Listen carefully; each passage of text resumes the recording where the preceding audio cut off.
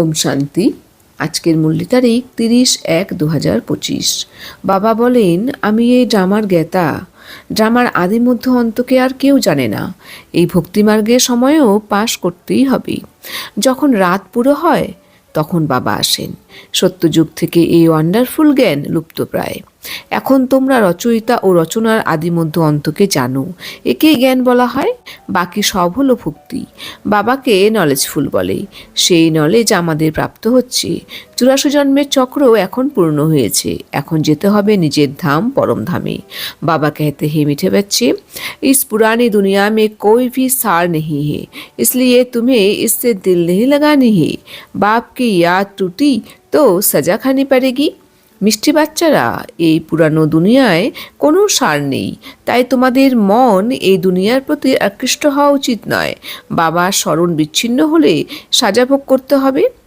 বাবা আমাদের বলছেন যে বাচ্চারা, এখন কিন্তু এই পুরনো দুনিয়ায় কোনো সার নেই।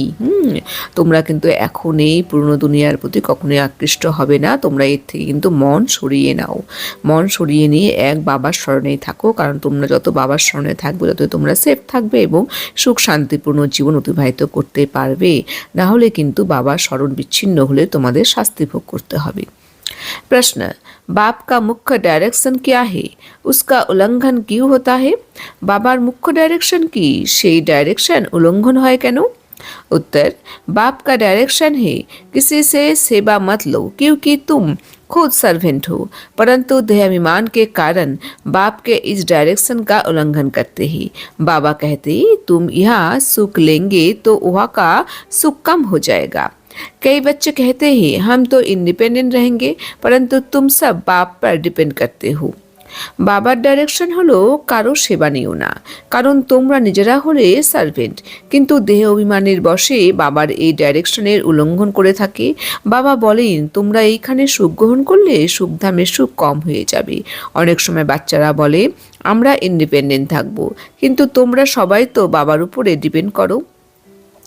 বাবা আমাদের বলছেন যে বাচ্চারা, বাবা ডাইরেকশন এটাই হলো যে বাচ্চা, তোমরা কারো সেবা নিও না, কারণ তোমরা হলে এখানে ঈশ্বরীয় সেবাধারী, তোমরা সার্ভেন্ট। কিন্তু কি হয়, বাচ্চাদের দেহ অভিমানের বশীভূত হয়ে তারা কিন্তু বাবার এই ডাইরেকশনকে উল্লঙ্ঘন করে দেয়, অর্থাৎ বাবার এই ডাইরেকশন তারা কিন্তু মেনে নিতে পারে না বা সেই অনুযায়ী চলতে পারে না। তখন বাবা বলেন যে বাচ্চারা, তোমরা যদি এইখানে সম্পূর্ণ সুখ গ্রহণ করো, তার ফলে কিন্তু তোমাদের সেই সুখধামে কিন্তু তোমাদের সুখ কম হয়ে যাবে। তাই বাচ্চারা সময় বলে যে বাবা আমরা ইন্ডিপেন্ডেন্ট থাকবো, কিন্তু বাচ্চারা তোমরা সবাই তো বাবার উপরে ডিপেন্ড করো। বাবা তো এটা আমাদের বুঝিয়ে সুন্দর করে বললেন। मीठे मीठे सिखलाते बच्चों प्रति माता पिता बाप दादा का याद प्यार गुड मॉर्निंग। रूहानी बाप के रूहानी बच्चों को नमस्ते। हम रूहानी बच्चों की रूहानी बाप दादा को याद प्यार गुड मॉर्निंग का नमस्ते नमस्ते नमस्ते।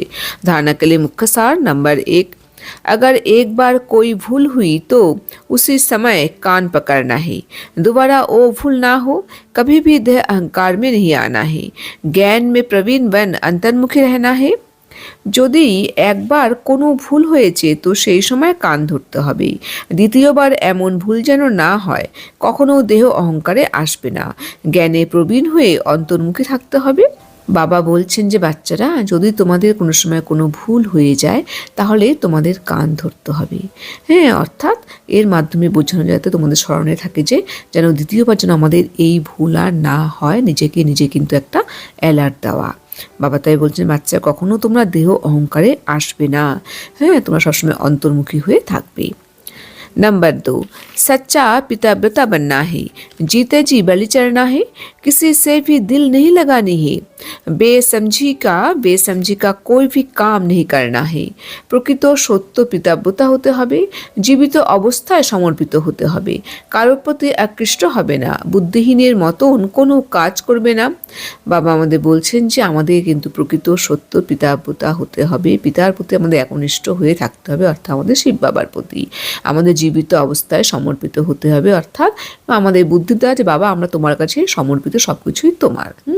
আমাদের কিন্তু কোনো সময় কারোর প্রতি আকৃষ্ট হলে হবে না। বুদ্ধিহীনের মতো কাজ করলে কিন্তু আমাদের হবে না। বাবা আমাদের বুদ্ধিমান বানাতে আমাদের এসেছে, আমাদের কিন্তু সেই বুদ্ধিমান হয়েই থাকতে হবে। বাবা কিন্তু আজকে আমাদের একটি গাইডলাইন দিচ্ছেন। वरदान, जुदाई को सदा काल के लिए विदाई देने वाले स्नेही स्वरूप भवो। আলাদা হওয়াকে সদাকালের জন্য বিদায় দিয়ে স্নেহী স্বরূপ ভব। বাবা আমাদের বলছেন যে এই বাচ্চারা তোমরা যে কোনো রকমের আলাদা হওয়াকে সদাকালের জন্য বিদায় দিয়ে তোমরা স্নেহস্বরূপ আত্মা হও।